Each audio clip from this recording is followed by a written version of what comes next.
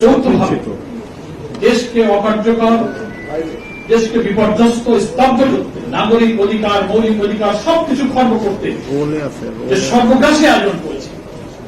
আমরা বিস্মিত হই। দেশে একজন রাষ্ট্রপতি আছে, একটা সংবিধান আছে, সরকার আছে, পার্লামেন্ট, জবরদস্তি করা পার্লামেন্ট থাকুক, সেখানে কারা আছেন?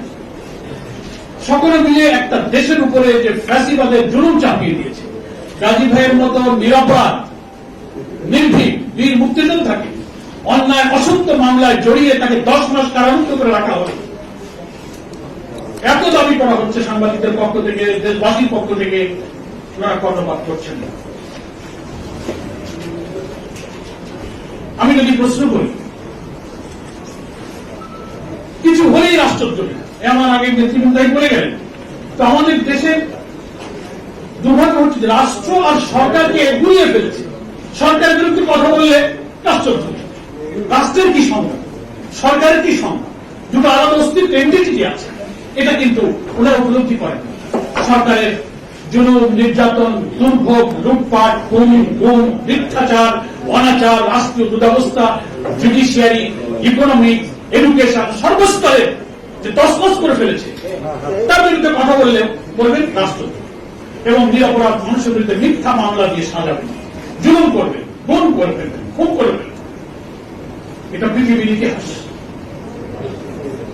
যে স্বৈরাচারী ফ্যাসিবাদী শাসক, অত্যাচারী শাসক যখন ক্ষমতায় থাকে, দেশ জাতি তখন স্তব্ধ হয়ে যায়, বিপর্যস্ত হয়ে যায়, মানুষের মৌলিক অধিকার তখন থাকে না। সুধীবৃন্দ, জনগণের রুদ্র রোষ, অসন্তোষ, ক্ষোভ, চরম ব্যর্থতা যখন থাকতে পারে না, ফ্যাসিবাদের বৈশিষ্ট্যই হল ফ্যাসিবাদী শক্তির যখন কোন আদর্শ থাকে না, আদর্শকে দিয়ে আদর্শ মোকাবেলা করতে পারে না, নৈতিকতার শক্তি যখন হারিয়ে ফেলে, যুক্তি যখন হারিয়ে যায়, তখন সন্ত্রাস, মিথ্যাচার, কারাকারণের পথ তারা বেছে নেয়। এই সরকারের কোন আদর্শ নেই, যুক্তি নেই, নৈতিকতা নেই, কারণ জবরদস্তি করে লুটপাট করে ক্ষমতায় এসে মানুষের অধিকার হরণ করেছে। কি কথা তারা বলবে, কি যুক্তি তারা দেখাবে?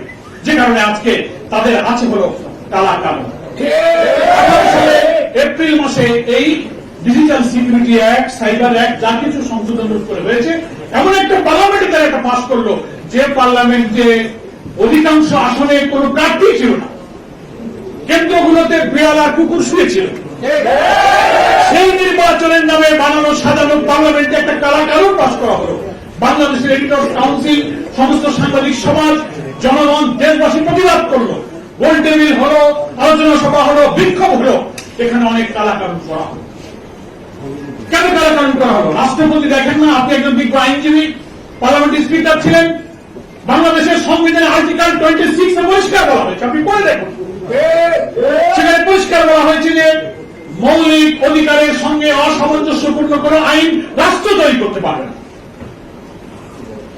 আর্টিকেল 37, 38, 39 সেখানে সমাবেশ, সংগঠন, চিন্তাবাদ স্বাধীনতা মৌলিক অধিকারের মধ্যে অন্তর্ভুক্ত করা হয়েছে। আজকে সমাবেশ, কথা, চিন্তা, বক্তব্য, লেখনী দিলে আপনি রাষ্ট্রদ্রোহিতা বলবেন, এবং সেখানে বলা হয়েছে সংবিধানের আর্টিকেল 26 যে মানুষের মৌলিক অধিকারের সাথে সামঞ্জস্যপূর্ণ নয় এমন কোন আইন যদি কোথাও থাকে, সেটা বাতিল করে গণ্য হবে। আজকে পার্লামেন্টে যে আইন করা হয়েছে, আমরা সেটাকে কালা কানুন বলি। এই ডিজিটাল সিকিউরিটি অ্যাক্টে 20টি ধারা আছে, তার 14টি ধারাই হচ্ছে জামিনের অযোগ্য। পুলিশকে ক্ষমতা দেওয়া হয়েছে যাকে ইচ্ছা পুলিশ গ্রেফতার করতে পারে। পুলিশ যদি মনে করে যে এই লোক অপরাধ ঘটাইতে পারে, পুলিশ তো ছাত্রলীগের ক্যাডার হয়ে গেছে এখন বেশিরভাগ। যদি মনে করেন লোকটা বিএনপি, জামাত, বিরোধী দল, অপোজিশন, তো উনি তো ভাবতেই পারেন যে মির্জা ফখরুল সাহেব প্রেস ক্লাবে আসছেন, যাচ্ছেন, উনি বোধহয় সামনে গিয়ে একটা আক্রমণ করতে পারেন গাড়ির উপরে। তো উনি মনে মনে ভাবলেন এনার বিরুদ্ধে মামলা দিয়ে দেবেন। এই ডিজিটাল সিকিউরিটি অ্যাক্ট পুলিশকে সেই এখতিয়ার অধিকার দিয়েছে। সেদিন আমি মনে করি রুহুল আমিন গাজীকে যে রাষ্ট্রদ্রোহিত তার মামলা দেওয়া হয়েছে, এই আইন হচ্ছে কালা কানুন, এই আইন বাতিল করতে হবে। একটি দেশের আদালতে মৌলিক অধিকার হচ্ছে তার জামিন পাওয়ার অধিকার, অথচ তাকে জামিন দেওয়া হচ্ছে না। একটু আগে আমার বক্তারা বলেছেন, আমাদের কবি লাল টুপি শিকদার ভাই বলেছেন, মাদক, চোর, খুনি, গুন্ডারা বুক ফুলিয়ে ঘুরে বেড়াবে, আর নিরপরাধ সৎ মানুষগুলো তারা কারাবন্দী থাকবে। এটাই হচ্ছে বাংলাদেশের আজকে বাস্তব চিত্র। আমরা পরিষ্কার বলতে চাই, যুক্তিহীন, আদর্শহীন, নৈতিকতাহীন এই সরকারের পায়ের নিচে আসলে আলটিমেটলি কোনো মাটি নেই। সেজন্য প্রজাতন্ত্রের কর্মচারী, পুলিশ, র্যাব, যারা জনগণের খাজনা ট্যাক্সের পয়সায় লালিত পালিত হয়ে পাবলিককে সার্ভ করার জন্য যাদেরকে চাকরি দেওয়া হয়েছে, ওখানে তো আওয়ামী লীগের লোকদের পকেটের পয়সা দিয়ে বেতন দেওয়া হয় না, আমার খাজনা ট্যাক্সের পয়সায় পুলিশ র্যাবের বেতন হয়।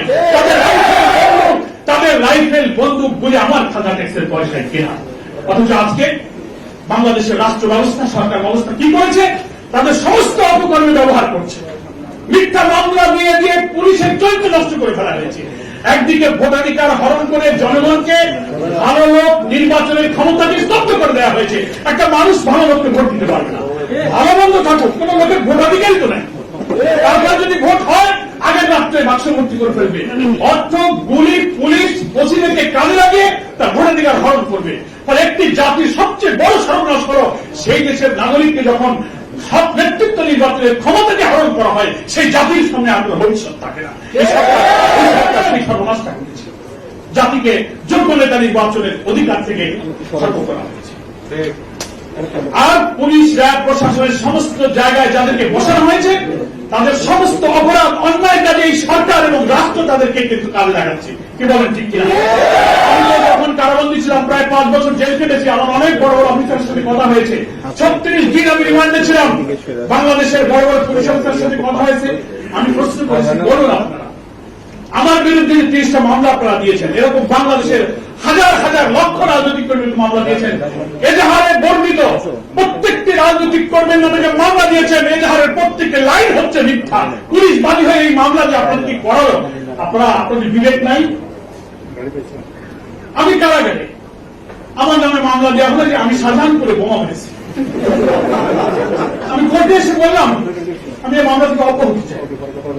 আমি খুলনা জেল গেট থেকে আমার জামিন হয়েছে, প্রথম 10 সালে বেরোচ্ছি, জেল গেট থেকে ডিবি এসে আমাকে নিয়ে গেল। তারপর তিনি শুনি যে একটা মামলা হয়েছে যে আমি নাকি জেল গেট থেকে বেরিয়ে রিক্সা লেগেছি। পুলিশ উপরে হত্যা করেছি, 2 দিন দেরি হয়েছে মামলাটা দায়ের করতে। অথচ আমাকে গেট থেকে নিয়ে ডিবি অফিসে গিয়ে রমজান মাসে ইফতার জায়গা আমাকে নিয়ে যাওয়া হলো। আমার স্ত্রী, সন্তান, আমার জামাইরা জেল গেটে রিসিভ করতে আসলো, তাদেরকে ধরে নিয়ে চলে যাওয়া হলো, সেই মামলাও দেওয়া হলো। তাহলে পুলিশ বাদী। প্রধানমন্ত্রী, রাষ্ট্রপতি আপনি দেখেন না যে আপনি প্রজাতন্ত্রের কর্মচারীকে যে মিথ্যা মামলা করাচ্ছেন? রুহুল আমিন গাজী কি রাষ্ট্রদ্রোহিতা করেছে? পুলিশ বাদীরা আপনি যে মামলা দিলেন, আমি তো চ্যালেঞ্জ করেছি জুডিশিয়াল ইনকোয়ারি করা হোক। রুহুল আমিন গাজীর এজাহারে বর্ণিত প্রত্যেকটি লাইন হচ্ছে মিথ্যা এবং অসত্য। সমস্ত পলিটিক্যাল মামলা, আজকের গায়েবী মামলা, জেলে থাকতে মামলা, জাতীয় নেতৃবৃন্দের নামে গাড়ি পড়ানোর মামলা, ট্রাক আটকানোর মামলা, এই মামলার অন্তত 99% এজাহার হচ্ছে মিথ্যা, ভুল, অসত্য। মাননীয় প্রধানমন্ত্রীকে শ্রদ্ধা রেখে বলি, যেভাবেই হোক আপনি দেশের প্রধানমন্ত্রী হয়ে গেছেন, কিন্তু আপনিও মিথ্যা কথা বলেন। যে দেশের সরকার প্রধান মিথ্যা কথা বলে, সেই দেশে কখনো আল্লাহ রহমত হয়। তার অনেক প্রমাণে জাতির কাছে আছে।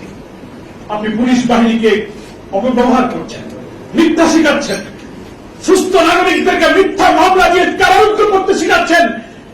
আপনি ক্ষমতা থেকে একদিন চলে যাবেন, কিন্তু এদেরকে আপনি যা শিখিয়ে গেলেন, এদের করুণ পরিণতি আপনাদেরকে কিন্তু ভোগ করতে হবে। অনেক পুলিশ অফিসাররা রিমান্ডে আমাকে বলেছে, স্যার আপনারা যখন বাইরে যাবেন, সমাজ যখন পরিবর্তন হবে, কিছু মনে করবেন না, আপনাদেরকে অনুরোধ করি আমাদেরকে ধরে জেলে দেবেন না তো। দরকারে আমরা এই সার্ভিস শেষ করে আমি লন্ডনে যাবো, ব্যারিস্টারি করবো, বড় বড় সিনিয়র লেভেল নাম বলার দরকার নেই। প্রশাসন এখন অক্টোপাসের মতো বন্দী ফ্যাসিবাদের যন্ত্রণায়, তার সুযোগের অপেক্ষায় আছে। আমি পরিষ্কার বলতে চাই, এখনো ভুল বুঝুন, বিবেকের দংশনে আপনি যদি দংশিত হয়ে থাকেন, আপনার ন্যূনতম যদি বিবেক, মানবতা, হিউম্যানিটি থেকে থাকে, আপনার ভুলের প্রতি আপনি অনুতপ্ত হন, অনুশোচনা প্রকাশ করেন। রুহুল আমিন গাজীকে মুক্তি দিন। আপনি রাজনৈতিক দলের অফিস খুলতে দেবেন না, মিটিং করতে দেবেন না। আর্টিকেল 37, 38, 39-এ সমাবেশ, মিটিং, মিছিল, চিন্তার স্বাধীনতার ইখতিয়ার আমাকে সংবিধান দিয়েছে। রাষ্ট্রপতি, আপনি সেই সংবিধান জানেন। কোন অধিকারে আপনি রাজনৈতিক দলকে মিটিং করতে দেন না, অফিস খুলতে দেন না, সভা সমাবেশ করে গ্রেফতার করেন, এক লাইন লিখলে একটা নিউজ এডিটর একজন রিপোর্টার একটা সরকারের বিরুদ্ধে কথা গেলে সেটাকে বলবেন রাষ্ট্রদ্রোহিতা। সরকারের বিরোধিতা রাষ্ট্রদ্রোহিতার ব্যাখ্যা কি? এদেশে জুডিশিয়ারি আছে, আপনারা ব্যাখ্যা দিন। রাষ্ট্র কি তাও আমরা জানি, সরকার কি তাও আমরা জানি। সেজন্য আমি আমার বক্তব্য দীর্ঘ করতে চাই না। আজকে করোনায় যেমন বাংলাদেশটা বিপর্যস্ত, তেমনি ফ্যাসিবাদের জ্বরে বাংলাদেশের নাগরিকদের জীবন কিন্তু আজকে স্তব্ধ, বিপর্যস্ত হয়ে গেছে। আমাদের মৌলিক অধিকার নাই, ভোটাধিকার নাই। আমরা পরিষ্কার ভাবে বলতে চাই, নিরীহ নিরপরাধ মানুষকে শুধু ক্ষমতায় থাকার কারণে আইন ভঙ্গ করে, সংবিধান ভঙ্গ করে, মৌলিক অধিকারকে হরণ করে যে কষ্ট দিচ্ছেন, এর চূড়ান্ত দুর্ভোগের জন্য আপনি অপেক্ষা করুন, সে দিন আপনার সামনে আসছে। আপনি আজকে মৌলানা সাইদির মতো নিরপরাধ মানুষ, বেগম জিয়ার মতো দেশ নেত্রীকে মিথ্যা মামলাকে অবরুদ্ধ করে রাখবেন। কোন আইনে দিয়েছেন? তাদের বিরুদ্ধে যে অভিযোগগুলো করছেন প্রত্যেকটি আইন হচ্ছে মিথ্যা। যাদেরকে যে মামলা করিয়েছেন রাষ্ট্র এবং সরকার, তাদেরকে খারাপ পথ আপনি শিখিয়েছেন। একদিন এই তরবারি, এই অস্ত্র আপনার বিরুদ্ধে কাজে লাগবে, তখন আপনি অসহায় মনে করে থাকবেন। আপনি চলে যাবেন, কিন্তু আপনার এই অ্যাডমিনিস্ট্রেশন থাকবে, জুডিশিয়ারি থাকবে, আপনার এই অ্যাডমিনিস্ট্রেটিভ মেকানিজম পুরাটা থাকবে। এরা কিন্তু আপনার বিরুদ্ধে কাজে লাগবে। আপনি সকলকে শেষ করে দিতে পারবেন, নাকি আপনি কেমন পর্যন্ত ক্ষমতায় থাকার দুঃস্বপ্ন দেখেন? সেই স্বপ্ন দুঃস্বপ্ন, সে স্বপ্ন বাংলার জনগণ বাস্তবায়িত করতে দেবে। একটা সীমা আছে, আমরা সেই পর্যন্ত অপেক্ষা করছি, ধৈর্য ধারণ করছি। আপনি বাংলাদেশের রাজনৈতিক দলের মৌলিক অধিকার হরণ করেছেন, সে অধিকার ফেরত দিন। সভা সমাবেশের অধিকার দিন। আপনি জামাত ইসলামের অফিসগুলো বন্ধ করে দিয়েছেন। বিএনপি জামাত সহ বিরোধী দলের যারা আমরা রাজনীতি করি, তাদের রাজপথে করে মিটিং করতে দেবেন না, পারমিশন লাগে। আর ছাত্রলীগ যুবলীগ ঘন্টায় ঘন্টায় রাজপথে মিটিং করে, তার কোনো পারমিশন লাগে না। আমরা যদি প্রশ্ন করি, এত মিটিং এত সমাবেশ করে কোন জায়গা থেকে পারমিশন পান? আর আমরা 10 জন যদি আমরা ড্রয়িং রুমে বসে কথা বলি, বলে আপনারা নাশকতার পরিকল্পনা করছেন। আজব কথা। রিমান্ডে আমাদেরকে বলা হলো, আমাদের আমিন জনাব মুখরা হচ্ছে, উনি মৃত্যুবরণ করেছেন রাহিমাহুল্লাহ। কত সজ্জন তার চেহারা। বাংলাদেশের একটা রাজনৈতিক দলের প্রধান, বাংলাদেশের রাজধানীতে তার কোন বাড়ি নেই, একটা বাসা নেই, তার কোন ব্যাংক অ্যাকাউন্ট নেই, তার কোন ট্যাক্স ফাইল নেই। রিমান্ডে জিজ্ঞাসা করেছে, অ্যাকাউন্ট নাম্বার বলেন। ব্যাংকের অ্যাকাউন্ট, আমার কোনো অ্যাকাউন্ট নাই, ট্যাক্স ফাইল নাই। উনি বললেন, আমাকে কেন আপনি ধরে আসছেন? ওনাকে সব আমাকে ধরা হলো। আমার এই বন্ধু বাসায় 4-5 জন ড্রয়িং রুমে বসে চা খাচ্ছে, রাজনৈতিক দলের কিন্তু বসে কথা বলতে পারে না, ধরে নিয়ে আসছে। তো উনি রাগ করে বললেন যে আপনারা যে আমাকে ধরলেন কেন? আপনারা দেশের কিন্তু ষড়যন্ত্র করতেছেন। আপনি বাসা থেকে ধরবেন, হাতে বোম দিয়ে লাঠি বাস এনে বলবেন যে এগুলোকে আপনারা ফাঁসাচ্ছিলেন, ফাঁসি দেবেন, দেন আমাকে ফাঁসি দিয়ে দেন। পুলিশ অফিসার আমাকে বলে, স্যার উনি কি আপনাদের নেতা? উনি কি মানুষ না ফেরেশতা? ওনার কোনো ভয় নেই? কোনো ভয় নাই। উনি তো নিরপরাধ, সৎ মানুষ। যারা অপরাধী হয়, দুশ্চরিত্রশীল হয়, তাদের ভয় থাকে জীবনে। আমি পরিষ্কার বলতে চাই, প্রশাসনের অনেকে কথা বলতে পারছে না। দেশের জনগণের মধ্যে ক্ষোভ ঘুমায়িত হচ্ছে। জনতার রুদ্র রোষে কি পরিস্থিতি হবে সারা দুনিয়ার দিকে আপনি তাকিয়ে দেখুন। অনেকে তো দেশ ছাড়তে সুযোগ পেয়েছে, আপনি সুযোগ পাবেন কিনা আজকে দেশের জনগণ সেই প্রশ্ন করছে। আমার বক্তব্য বাড়াতে চাই না। আমার প্রিয় ভাই উলামেন গাজীকে আপনারা অবিলম্বে মুক্তি দিন। কোর্টের উপরে সরকার যে প্রভাব সৃষ্টি করছেন, জামিন হয়ে গেলে অ্যাটর্নি জেনারেল অফিস থেকে আরেকটা আপিল হবে। অ্যাটর্নি জেনারেল অফিস তো পলিটিক্যালি মোটিভেটেড। কেন? এর চেয়ে বড় বড় কোন অপরাধের জামিন আপনাদের হয়ে যাচ্ছে। 10 মাস তিনি কারাবন্দী। তার সন্তানের কাছে শুনলেন কিডনি নাই, সিভিয়ার ডায়াবেটিস, অসুস্থ পরিবার, প্রতিটি দিন রাত ঘন্টায় ঘন্টায় চরম ভাবে তাদের কষ্টের মধ্যে দিয়ে দিন রাত তারা যাপন করছেন। এই অমানবিক, এই ঘৃণ্য, বেআইনি এই কাজের তীব্র নিন্দা আমরা আজকে এই নাগরিক সমাবেশ থেকে করছি। অবিলম্বে রুহুল আমিন গাজীর মুক্তি দিয়ে এই মানবিক দায়িত্ব পালনের জন্য একটা দায়িত্বশীলতার পরিচয় দেওয়ার জন্য সরকারের প্রতি আমি আহ্বান জানাচ্ছি। সাংবাদিক ব্যক্তিবৃন্দ যে উদ্যোগের কথা বলেছেন, আমরা তার সাথে ঐক্যমত পোষণ করছি। শুধু সভা সমাবেশ, সেমিনারে গাজী ভাইয়ের মুক্তি হওয়াটা অসম্ভব। প্রয়োজনে জাতীয়ভাবে দেশভিত্তিক আপনারা নাগরিক সমাজের উদ্যোগে হোক, সাংবাদিক সমাজের উদ্যোগে হোক, ব্যাপক জাতীয় সমাবেশ আহ্বান করুন। সাংবাদিকদের জনগণকে ডাক দিন, যা হয় হবে। সেই সমাবেশে বাংলাদেশের জনগণ গাজী ভাইয়ের মুক্তির জন্য সাংবাদিক সমাবেশের পাশে ইনশাআল্লাহ থাকবে।